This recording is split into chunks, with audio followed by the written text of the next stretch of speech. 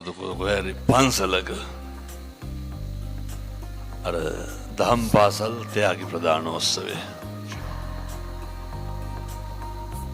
දහම් පාසල් වලත් පුදුම පොකරයන් අල්ලන් මේ පැතිවල එහෙම නැතුවද?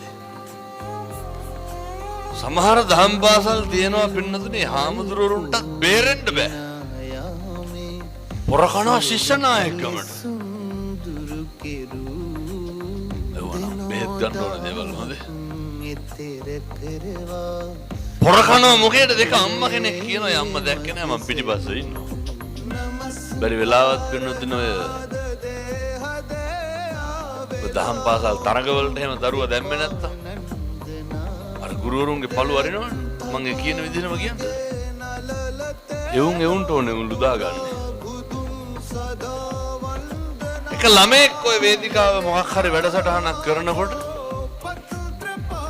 අර අම්මා ඇනලා කියනවා තොට තමාලු බැරි. කාටද කියන්නේ? ළමයාට. කිසිම විදිහකින් දරුවෝ පෙලන්න එපා පිටුතුනේ. කිසිම විදිහකින් තව කෙනෙකුට දරුවා සම කරලා දෙන්න හදන්න එපා.